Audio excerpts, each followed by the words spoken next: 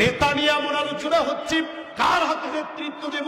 আহারে গত 17 বছরে বাংলাদেশ থেকে সুরিয়ার বাটপারি শেষ করে বাংলাদেশের অর্থনৈতিক খাতকে দুর্বল করে দিল। প্রাণের ভাইরা আমার, তাহলে আল্লাহর কোরআন জানা দিচ্ছে 2 নাম্বার বৈশিষ্ট্য নেতার, আওয়াতুজ যাকাতা, তারা যাকাত প্রদান করবে। 3 নাম্বার হলো ওয়া আমরু বিল মা'রুফি, তারা মানুষদেরকে ভালো কাজ করার জন্য বলবে। 4 নাম্বার হলো ওয়া নাহু আনিল মুনকার, এবং তারা মানুষকে অন্যায় এবং অশ্লীল কাজ থেকে বিরত রাখার চেষ্টা করবে। সুবহানাল্লাহ।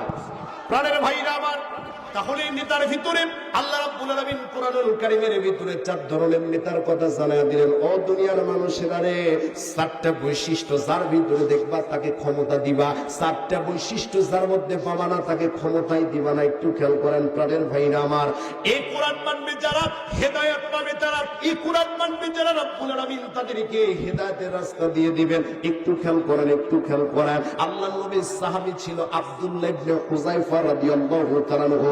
তখন ওমরের যুগ চলছিল, ওমরের শাসন চলছিল।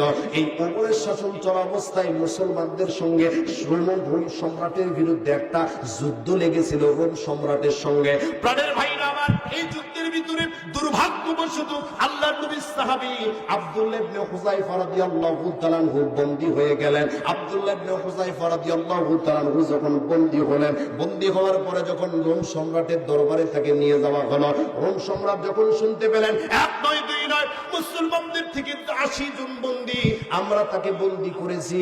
এবার রোম সম্রাট ডাক দিয়ে বললেন, আহারে আমি তো শুনেছিলাম মুসলমানদের যে সাহাবীরা, যে আল্লাহর নবীর যে সাহাবীরা, এই সাহাবীরা নাকি আল্লাহকে ভয় করে, আল্লাহকে মহব্বত করে, আল্লাহর সঙ্গে তাদের প্রেম স্থাপন। আহারে আহারে, আমি তাদের চালচলন চরিত্র সম্পর্কে একটু জানতে চাই। প্রাণের ভাইরা আমার, একটু খেয়াল করেন। আল্লাহর নবীর সাহাবী আব্দুল্লাহ ইবনে হুযায়ফাকে দেখার জন্য রোম সম্রাট যখন ডাক দিয়ে বলতেছেন, আব্দুল্লাহ বিন হুযায়ফাকে আমার কাছে নিয়ে আসা হোক। এবার যখন আব্দুল্লাহ বিন হুযায়ফাকে রোম সম্রাটের দরবারে নিয়ে আসা হলো, প্রাণের ভাইরা আমার একটু খেয়াল করেন।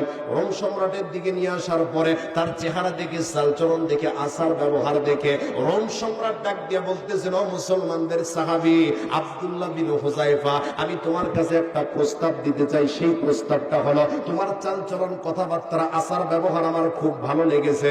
এই ভালো লাগার কারণে আমি আমার মেয়েকে তোমার সঙ্গে বিয়ে দিতে চাই। আল্লাহু আকবার।